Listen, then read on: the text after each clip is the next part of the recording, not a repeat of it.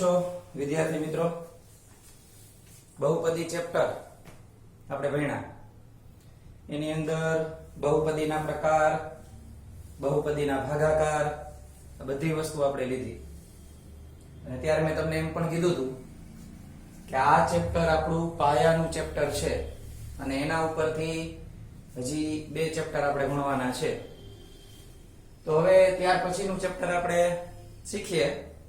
એનું નામ છે દ્વિચલ સુરેખ સમીકરણ. હવે આ જે ચેપ્ટર છે એના નામને પેલા આપણે સમજવું જરૂરી છે. એકો એક શબ્દનો કઈક મિનિંગ છે. આ દ્વિચલ એટલે કે બે ચલ, સુરેખ એટલે સીધું. વિજ્ઞાનમાં તમારે આ શબ્દ આવે જ છે. સમીકરણ શબ્દથી આપણે પરિચિત જ છીએ. યુગ્મ એટલે ગણિતની ભાષામાં થશે બેકી, જોડી. એક સમીકરણ નહીં આવે, સમીકરણની જોડી આવશે એટલે આપણે આને સમીકરણ યુગ્મ કહીએ છીએ. હવે આ દ્વિચલ એટલે શું? હું તમને થોડાક ઉદાહરણ આપું. આપણે સાદા સમીકરણ તો ઘણા બધા જોયા છે. છઠ્ઠા, સાતમા, આઠમા ધોરણની અંદરથી તમારે સમીકરણનો એક ખ્યાલ છે એ શરૂ તો થઈ જ ગયો છે. પણ હવે આપણે આ ચેપ્ટરની અંદર સમીકરણને થોડું ઊંડાણપૂર્વક ભણવાનું છે કે દ્વિચલ આવે ત્યારે આપણે શું કરી શકીએ. તમે આવું કંઈક શીખીને આવ્યા જ છો. આ ચેપ્ટર જો કે 9માં આવતું, પણ 9માની અંદર આપણે પાયાના નિયમો શીખાતા. થોડુંક વધારે આપણે આગળ આની અંદર વધવાનું છે. આની અંદર રીતો પણ આપણે થોડીક વધારે શીખવાની છે. તો આપણે દ્વિચલની વાત કરતા હતા. માની લ્યો કે તમે કોઈ એક સાદું સમીકરણ હું તમને સમજાવું કે અમુક રકમમાં 8 ઉમેરતા 108 મળે. તો ત્યારે તમે ડાયરેક્ટ આવી રીતે ધારણા કરતા કે ધારો કે આ અમુક રકમ છે એ કઈ, તો કે એને આપણે x ધારીને કરતા કે માની લ્યો કે તે રકમ x છે. તો ધારો કે તે રકમ x છે. હવે આપણે આ શબ્દને જોવાનું ઉમેરતા. તો ઉમેરતા એટલે આપણે પ્લસ કરશું. આ x નામની જે ચલ છે આપણો, જેની મૂલ્ય આપણને ખબર નથી. અમુક રકમ એટલે કઈ રકમ એ મને ખબર નથી, પણ આપણે શોધવી છે. x માં આપણે 8 ઉમેરીએ તો 108 મળે છે, એટલે પરિણામ 108 મળે છે. તો સામાન્ય સ્વરૂપ તમે બધા બધું મોઢે કરી શકો, મને ખ્યાલ જ છે. પણ આપણે પહેલેથી હાઇલાઇટ લઈએ જેથી કરીને તમે એક ચલમાંથી દ્વિચલ ઉપર ઝડપથી આવી શકો. તો આ +8 છે એને આપણે આ સાઈડ લઈ જાય તો x આપણે 108 માંથી 8 માઈનસ કરી નાખીએ અને x ની રકમ 100 મળે.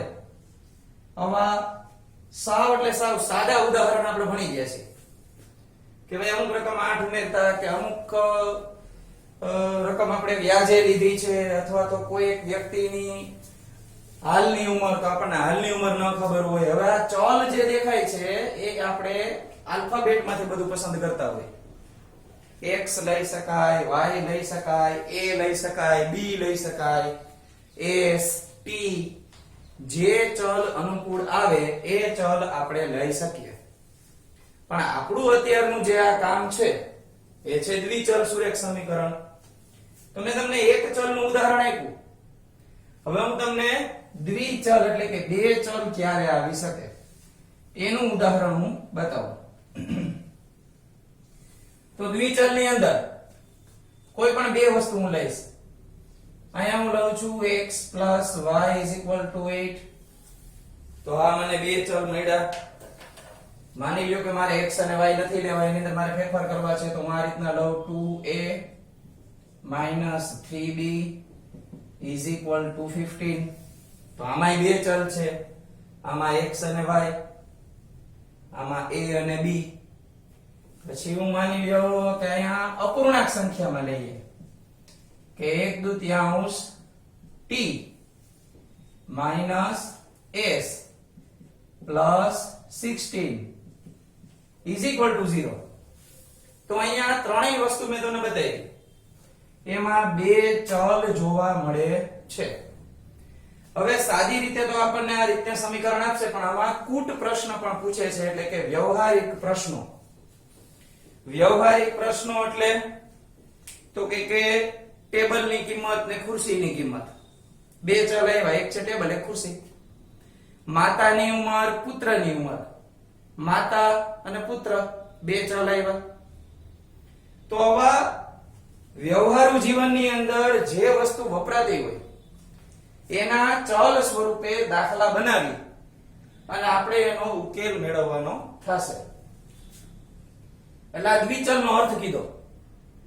હવે વાત આવી સુરેખ.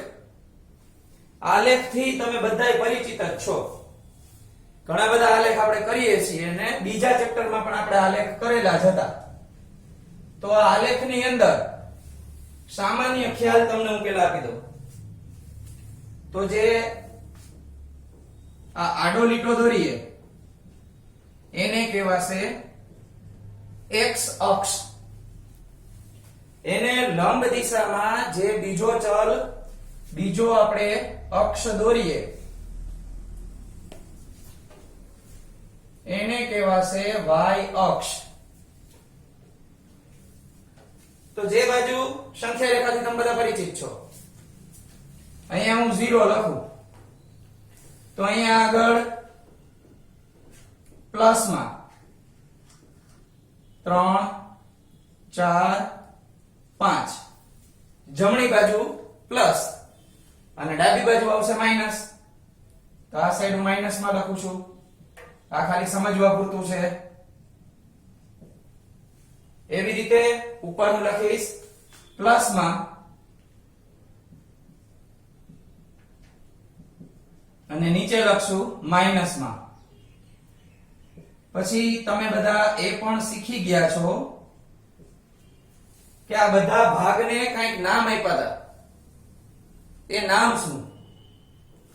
તો સૌથી પહેલા આ છે પ્રથમ ચરણ. આ પ્રથમ ચરણમાં શું આવશે? તો કે પ્લસ અને y ઉપરથી પણ પ્લસ. તો જે બે આલેખન બિંદુ મળશે એ કેવા મળશે? Plus plus. પછી આને કહેવાય બીજું ચરણ અથવા તો દ્વિતીય ચરણ. પહેલા હંમેશા x નું બિંદુ જ આવે, પછી y નું. તો x માં માઈનસ, y ની અંદર પ્લસ, માઈનસ અને પ્લસ. આમ ચક્કર ફરતું જવાનું. હવે આવશે ત્રીજું ચરણ. તો આ ત્રીજું ચરણ છે, એમાં x માં માઈનસ અને y માં પણ માઈનસ. અને છેલ્લે આવશે ચોથું ચરણ. ચોથા ચરણની અંદર x માં પ્લસ અને y ની અંદર માઈનસ. આટલી વસ્તુ બધાને ક્લિયર? આ બધું આપણે 9મા ધોરણમાં શીખી ગયા છીએ. હવે તો હજી થોડાક આગળ વધીએ તો આપણે અત્યારે આ સુરેખ આલેખ દોરશું. તો સુરેખ આલેખની અંદર સ્કેલ વડે સીધી લીટી દોરી શકાય એવો આલેખ મળશે. આપણે બીજું ચેપ્ટર જે શીખ્યા હતા એમાં આપણને કેવા આલેખ મળતા? તો કે આ રીતના નાના આલેખના નમૂના તમને હું બતાવું. ક્યારેક તમને આ રીતે આલેખ મળતો, વળી ક્યારેક તમને આ રીતના નીચે જતો હોય એવો આલેખ મળતો. આ આલેખને આપણે સ્કેલ વડે ન દોરી શકતા. ક્યારેક અનાયાસે દોરી શકાય સુરેખ સમીકરણ હોય તો, પણ મોટા ભાગે આપણને આ રીતે સીધો વક્ર અને ઊંધો વક્ર મળતો. આવી વાત થઈ હતી. પણ આમાં હંમેશા આપણને સુરેખ એટલે કે એના આલેખન બિંદુઓ સ્કેલ થી જોડી શકાય એવી રીતે જ મળશે. તો આ સુરેખ અને દ્વિચલ બેયનો અર્થ મેં તમને કીધો. હવે વાત આવી સમીકરણ યુગ્મ. હું તમને એમ કહું કે માતાની ઉંમર છે એ પુત્રના ઉંમરથી બમણી છે. એટલે તરત જ તમે કહેશો કે સર x ધારીએ પુત્રની ઉંમર અને y ધારીએ માતાની ઉંમર, બે ચલ થઈ ગયા. હવે તમે એમ કીધું બમણી છે, તો આપણે માતાને બમણા રાખવાના કે પુત્રને? તો કે જો બેયને સરખા રાખવા હોય, બેયના મૂલ્યને સરખાવવા હોય તો ઊંધી અસર મુજબ પુત્રની ઉંમરને બમણી કરવાની. અત્યારે કદાચ એવું લાગે કે આ ન સમજાણું, તો આપણે દાખલા લેશું ત્યારે વધારે તમને ડીપમાં સમજાવીશ. આ ખાલી ઉદાહરણ છે. તો x અને 2y એવી રીતે આપણને ચલ મળે. આપણે તો યુગ્મ લેવાનું છે. વળી પાછું બીજું એક વાક્ય પણ આપણને રકમમાં આપેલું જ હશે પૂર્ણ વિરામ પછી, અથવા અને થી જોડેલું હશે. વળી એમ કે હવે 3 વર્ષ પછી માતાની ઉંમર એટલી થશે, પુત્રની ઉંમર એટલી થશે. તો આ રીતના બે વિધાનો આપ્યા હશે આપણને, જેથી કરીને આપણું સમીકરણ એક નહીં મળે, યુગ્મ એટલે કે બે મળશે. એટલે અત્યારે મેં તમને આ દ્વિચલ સુરેખ સમીકરણ યુગ્મ એનો માત્ર અર્થ કીધો, આ આલેખની વાત કરી. આલેખની અંદર પણ તમને ખ્યાલ હોય તો હજી એક વસ્તુ આપણે ઘટે છે. અહીંયા આપણે જમણી બાજુ પ્રમાણ માપ આવું આપણે લખતા હોય. તો આ પ્રમાણ માપ શું છે? આલેખ અત્યારે દોર્યો છે એટલે એની સાથે સાથે એ પણ સમજાવી દો. પ્રમાણ માપની અંદર ક્યારેક એવું બને મોટી રકમ લેવી પડે, તો આપણે x અક્ષ ઉપર અત્યારે કેટલા એકમ લીધા છે? 1. તો અહીંયા લખવાનું કે x અક્ષ પર 1 સેમી બરાબર 1 એકમ લીધો છે.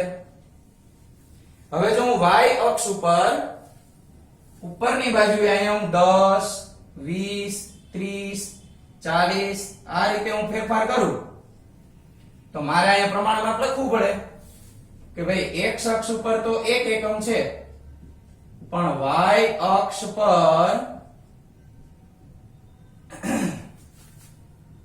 1 સેમી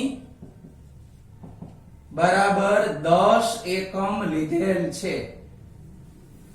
તો આ રીતે આપણે દર્શાવવું જરૂર પડે. હવે કોઈ પણ સમીકરણ હોય તો એનું વ્યાપક અથવા તો પ્રમાણિત સ્વરૂપ હોય. આ વ્યાપક અને પ્રમાણિત સ્વરૂપ એટલે શું? તો આપણે એક ચેપ્ટર આવે છે દ્વિઘાત સમીકરણ, અને આ છે દ્વિચલ સુરેખ સમીકરણ યુગ્મ. આમાં તમને બે ચલ જોવા મળશે, x અને y. દ્વિઘાતમાં બે ચલ જોવા મળશે નહીં. એની અંદર તમને એક જ ચલ જોવા મળશે. એટલે આ બંનેની અંદર આપણે એના પ્રમાણિત સ્વરૂપને ખાસ યાદ રાખવાના છે, નહીં તો બંનેના દાખલાની રીત ભેગી થઈ જવાની શક્યતા છે. તો સૌથી પહેલા હું આનું વ્યાપક સ્વરૂપ લખું છું. તો એ છે ax plus by plus c is equal to 0. આની અંદર હજી એક શરત છે કે a અને b, પહેલા તો a b c ત્રણેય r માં સમાયેલા છે. r એટલે વાસ્તવિક સંખ્યા, આપણે બધું શીખી ગયા છીએ. n એટલે પ્રાકૃતિક સંખ્યા, z એટલે પૂર્ણાંક સંખ્યા, એવી રીતે r એટલે વાસ્તવિક સંખ્યા જેમાં બધી સંખ્યા આવી જાય. તથા a અને b એક સાથે શૂન્ય નથી.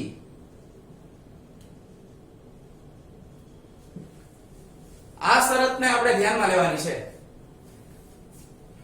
એટલે આપણો યાદ રાખવાનો મુદ્દો, જેવી રીતે સૂત્ર યાદ રાખીએ એવી રીતે આ યાદ રાખવાનું છે.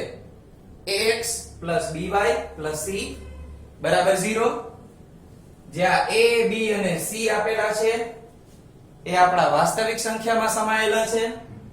a અને b એક સાથે શૂન્ય ચાલે નહીં. થોડા ઉદાહરણ આપું તમને દ્વિચલ સુરેખ સમીકરણના.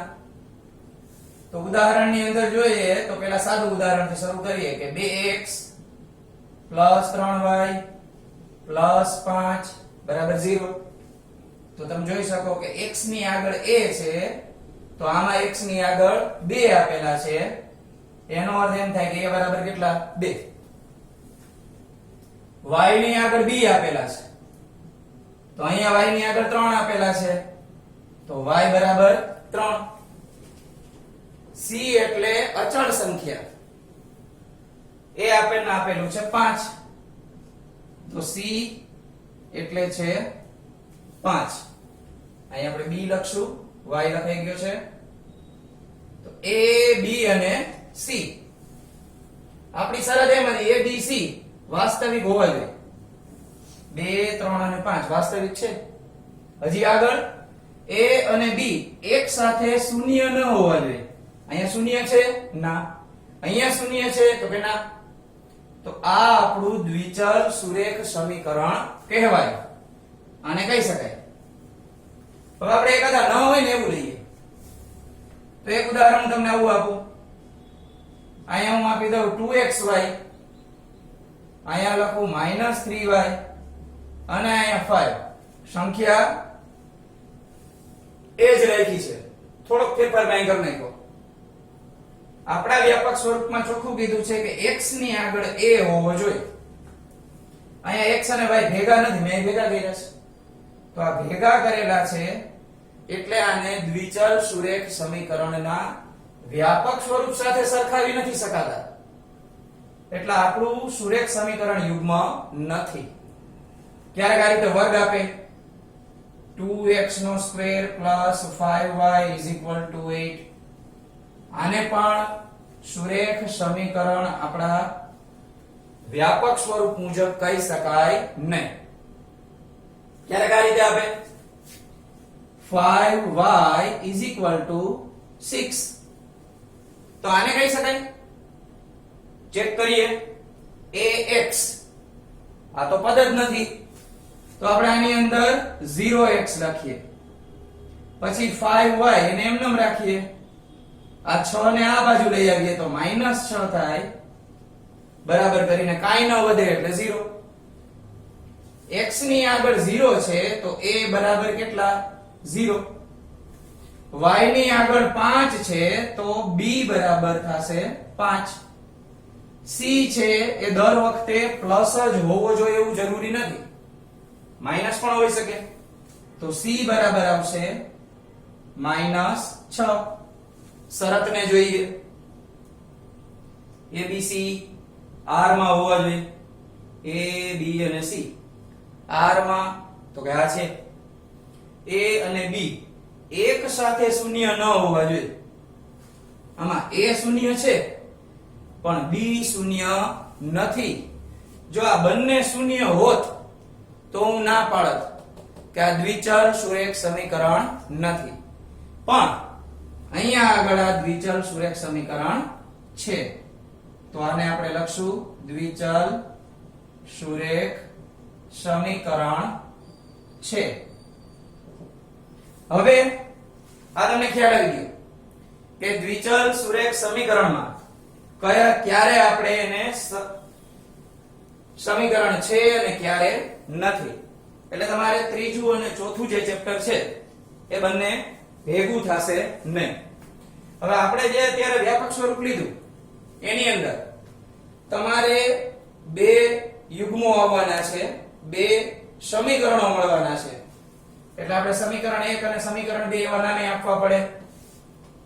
તો સમીકરણ 1 અને સમીકરણ 2 નામ આપીએ તો આ a b અને c એને પણ આપણે 1 અને 2 એવા બે ક્રમ આપવા પડે. કઈ રીતે તમને સમજાવું એક ઉદાહરણ આપીને. આપણી પાસે એક સમીકરણ માની લઈએ કે આ રીતે છે 2x + 3y = 5. સમીકરણ બીજું કંઈક આપણી પાસે આ રીતે છે 5x - 6y + 8 = 0. યાદ રાખજો, અત્યારે હું તમને ઉદાહરણ માટે કોઈ પણ સમીકરણ આપું છું. આ સમીકરણનો ઉકેલ મળે જેવું જરૂરી નથી, સમજાવવા માટે ખાલી ઉદાહરણ આપું છું. ચાલો આ સમીકરણને આપણે પહેલું નામ આપીએ પહેલા તો આપણા સમીકરણની જેમ ગોઠવો તો c આ સાઈડ બાજુ છે તો 5 ને આ બાજુ લેવા પડે. આ 5 માઈનસ થઈ ગયા. આ મળ્યું સમીકરણ 1. આમાં 5x માઈનસ 6y પ્લસ 8 બરાબર 0. આ મળ્યું સમીકરણ 2. આપણે આ પ્રમાણે ગોઠવવું છે ax તો 2x, by તો કે 3y, c માઈનસ 5 ફરીથી ax તો 5x, by તો માઈનસ 6y, c તો 8. તો જે પહેલા સમીકરણમાંથી આપણને મળે એને a1 2 આને b1 3 c1 માઈનસ 5. બીજું સમીકરણ છે એમાંથી આપણે લઈએ a2 તો એને કહેવાય 5, b2 નિશાની સાથે માઈનસ 6 અને c2 8. આ ખાસ યાદ રાખવાનું છે. એક પણ નિશાની ભૂલાણી તો દાખલાનો જવાબ આવશે નહીં. આ રીતે એવું લાગે જો મોઢે ન આવડતું તો 5 ને મેં આ સાથ લઈ લીધા એવી રીતે કરી લેવું એટલે તમને ખ્યાલ આવે કે આની અંદર નિશાનીમાં ભૂલ થવી જોઈએ નહીં. હવે આની અંદર આપણે ટોટલ જે રીત લેવાની છે એને હું તમને હાઇલાઇટ આપી દઉં અને પછી આપણે પહેલી રીત જે છે એને શરૂ કરીએ. રીતની અંદર 9મા ધોરણમાં આલેખ તમે આ ચેપ્ટરમાં દોરતા એટલે પહેલી રીત આલેખની રીત તો આવે જ છે. તો અહીંયા હું તમને એના નામ લખી દઉં. એક આવશે આલેખની રીત, પછી આવશે આદેશની રીત, પછી આવશે લોપની રીત અને ત્યાર પછી આવશે ચોકડી ગુણાકારની રીત. આ 4 રીતો આપણે આ ચેપ્ટરમાં ભણવાની છે. એમાંથી અત્યારે સૌથી પહેલા આપણે આલેખની રીત લેવાની છે. આલેખની રીતની અંદર શરૂઆત કરીએ તો 3 શક્યતાઓ રહેલી છે. આ આલેખની રીત એમાં તમારી પાસે 3 શક્યતાઓ રહેલી છે. કઈ 3 શક્યતા? તો કે એક તો તમને ખબર પડી ગઈ કે આ દ્વિચલ સુરેખ સમીકરણ. હવે આ બે સમીકરણ બનશે તો બે આલેખય બને. આપણે એક જ આલેખ પત્રમાં બે આલેખ બંને સમીકરણના બનાવવાના છે. હવે ક્યારેક આમાં શું બનશે પોસિબિલિટી કહો. ક્યારેક એવું બનશે કે આ બે રેખાઓ છે ઈ એક બિંદુમાં છેદશે. બે રેખાઓ એક બિંદુમાં છેદે તો આપણો આલેખ દેખાવમાં આવો પણ થઈ શકે. આ બંને રેખાઓ એક બિંદુમાં છેદે એવું મેં તમને બતાવ્યું. બીજો ઓપ્શન છે આપણી પાસે, બધું ટેક્સ્ટ બુકમાં આપેલું જ છે એટલે જોઈ લેવું. બીજો ઓપ્શન આ રીતે બને કે બે રેખાઓ છેદતી નથી એટલે એને સમાંતર રેખાઓ કહી શકાય. સમાંતર રેખાઓ, સમાન અંતર એટલે સમાંતર. એક રેખાનો આલેખ આ રીતે બને, બીજો એની બાજુમાં આ રીતે બને, બંને વચ્ચે અંતર સરખું હોય. રેલવેના પાટા, રેલવેના બંને પાટા છે એ સરખા અંતરે જ હોય એટલે એને સમાંતર કહી શકાય. ક્યારેય આગળ જતા ભેગા થાય નહીં. અને ત્રીજી આપણી પાસે શક્યતા છે એ છે સંપાતી રેખાઓ. આ સંપાતી રેખાઓ. આ એક રેખા દોરી, એના ઉપર જ હું બીજી રેખા દોરી નાખું. ચાલો અત્યારે તમે આમ ઘૂંટીને બતાવ્યું. કદાચ હું ન બતાવું કોઈ ખ્યાલ ના આવે, બધાને એમ જ લાગે કે આ એક જ રેખા છે. એટલે સંપાતી રેખાઓમાં શું થશે? ઓવરલેપિંગ. એકની ઉપર બીજી રેખા સમાયેલી હશે. તો આપણે આ ત્રણ ઓપ્શન જ આમાં આલેખમાં આવશે. કાં તો એક બિંદુમાં છેદશે, કાં બે રેખાઓ છેદશે જ નહીં, સમાંતર મળશે, અથવા તો સંપાતી રેખા મળશે, એક ઉપર બીજી રેખા દોરેલી હશે. ત્યારે એવું નહીં થાય કે એકને બદલે બે બિંદુમાં છેદે. અહીંથી આ મણાક પડીને પાછી ભેગી નહીં થાય, કારણ કે આ છે સુરેખ.